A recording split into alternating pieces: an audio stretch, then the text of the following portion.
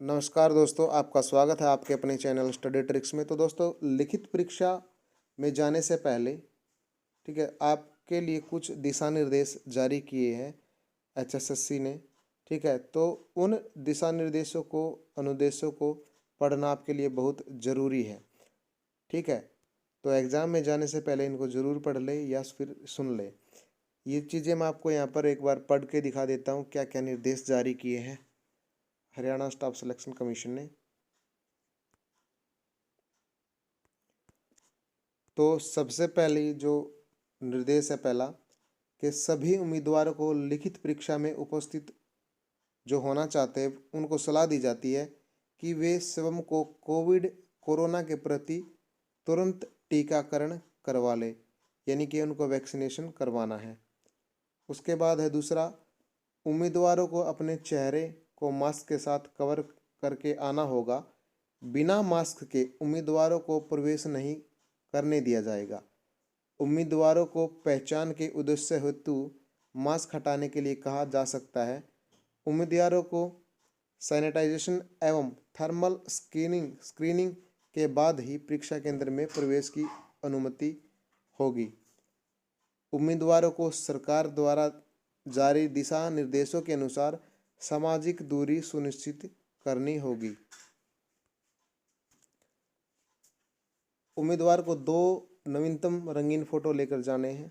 ठीक है, जिसमें से एक फ़ोटो आपके एडमिट कार्ड पर लगेगा और उस फोटो को जो एडमिट कार्ड पर लगाया है उसको किसी भी अधिकारी से, राजपत्रित अधिकारी से अटेस्ट करवाना है।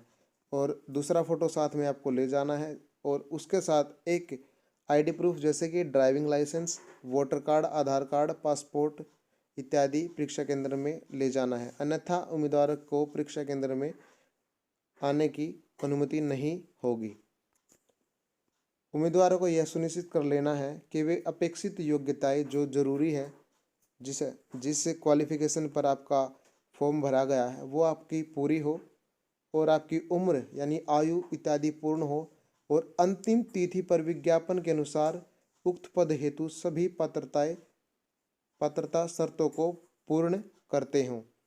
यदि किसी भी स्तर पर यह पाया गया कि उम्मीदवार अनिवार्य योग्यता शर्तों को पूर्ण नहीं करता है तो उसकी उम्मीदवारी को बिना कोई कारण बताए या फिर सूचना दिए बिना तुरंत निरस्त कर दी जाएगी। इसके अलावा आयोग द्वारा उचित समझ जाने वाली अन्य कार्रवाई भी होगी। इस संबंध में कोई दावा मुआवजा स्वीकार्य नहीं होगा।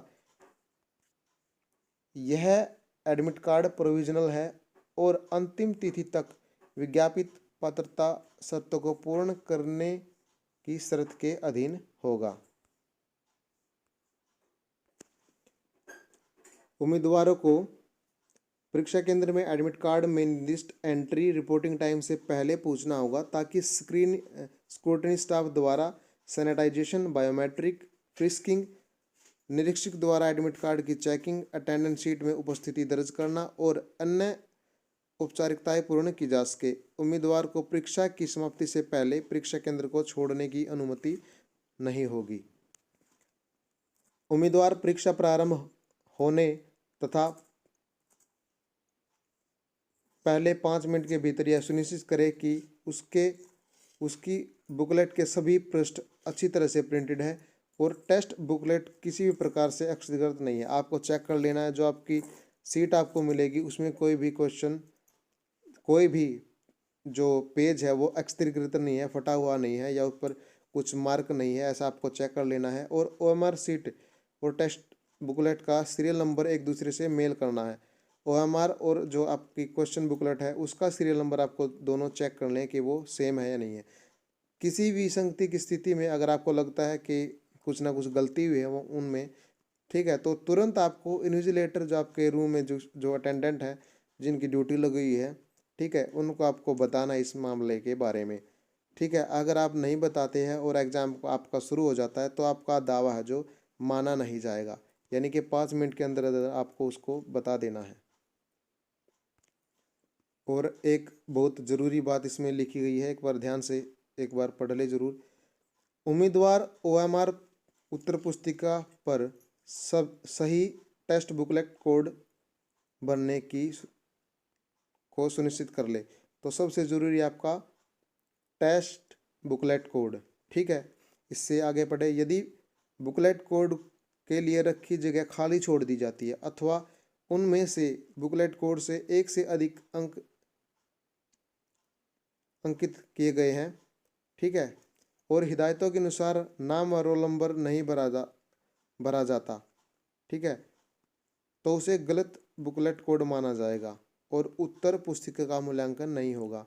इसका मतलब केवल बुकलेट कोड आपको भरना है, नाम रोल नंबर नहीं भरना है। अगर आपने गलती से रोल नंबर भर दिया तो उसको गलत माना जाएगा।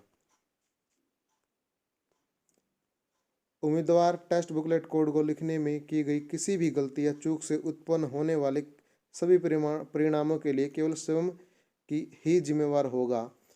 उम्मीदवार अपना LTI यानी कि लेफ्ट थंब इम्प्रेशन जो कि पुरुष के लिए है, और RTI यानी कि राइट थंब इम्प्रेशन यानी कि सुलटे हाथ का अंगूठा महिलाओं के लिए और उल्टे हाथ का अंगूठा पुरुषों के लिए मान्य है।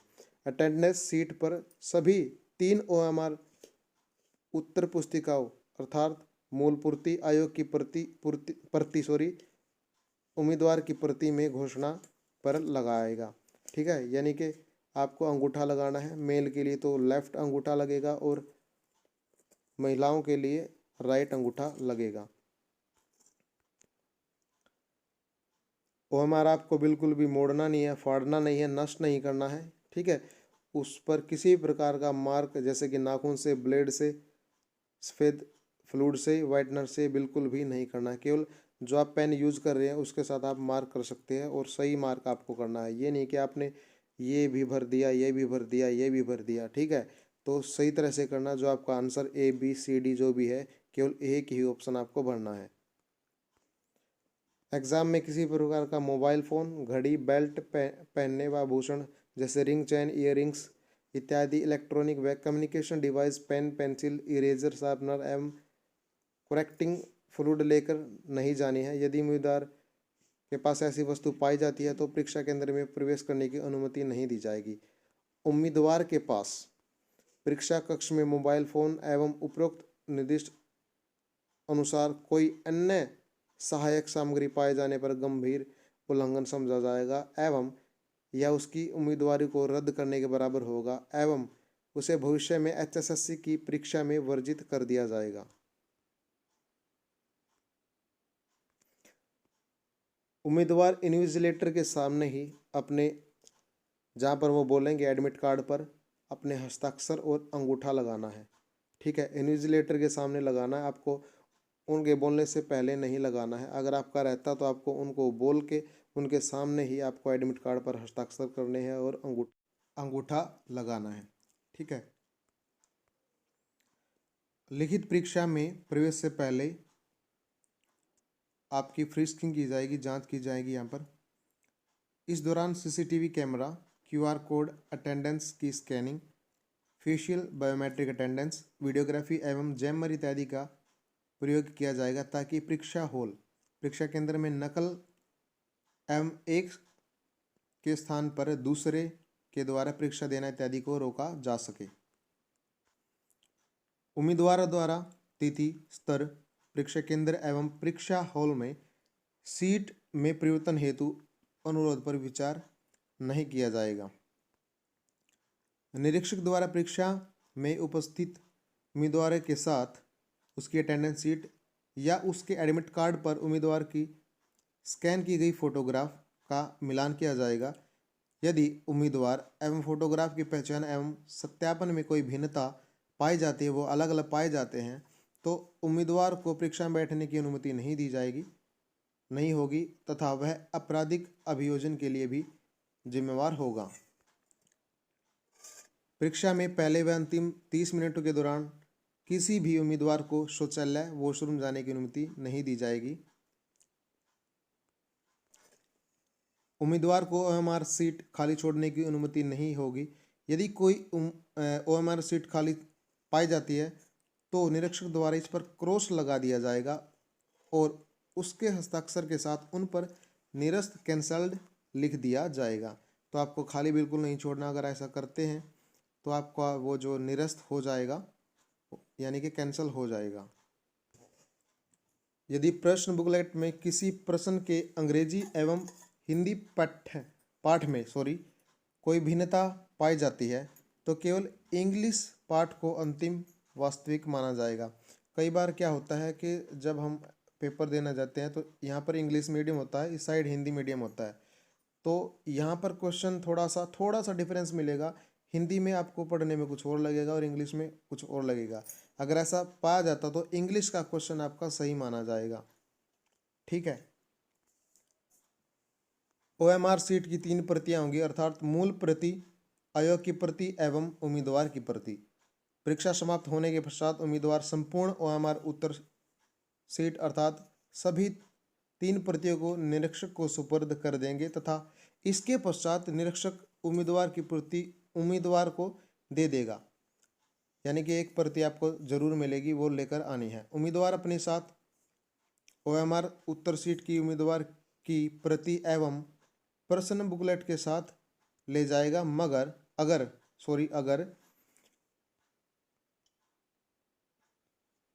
उम्मीदवार निरीक्षक को OMR उत्तर शीट की सभी 3 प्रतियों को नहीं देता है एवं कोई भी उपरोक्त दस्तावेजों को साथ ले जाता है तो उसकी उम्मीदवारी रद्द कर दी जाएगी एवं उसके खिलाफ आपराधिक कार्रवाई भी आरंभ की जाएगी। यदि कोई उम्मीदवार उपरोक्त निर्देशों का पालन नहीं करता है तो किसी प्रकार की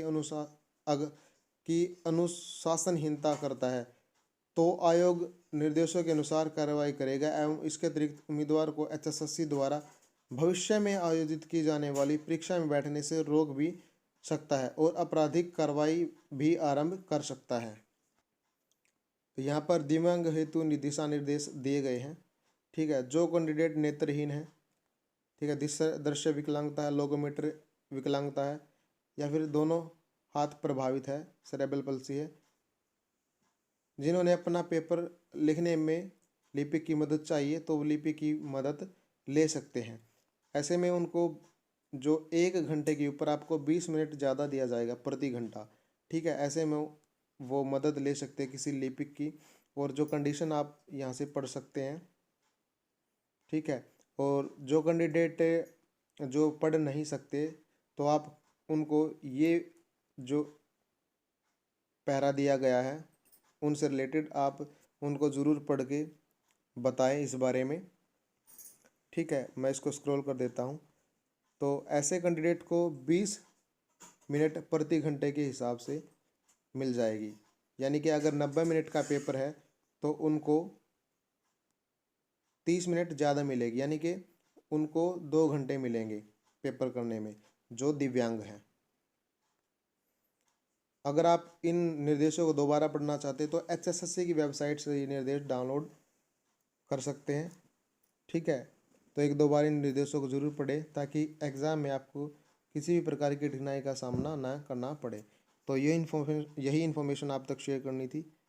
इस वीडियो को देखने के लिए आपका बहुत बहुत धन्यवाद। अगर आप पहली बार चैनल में आए तो चैनल को सब्सक्राइब ज़रूर करें। जय हिंद, जय भारत।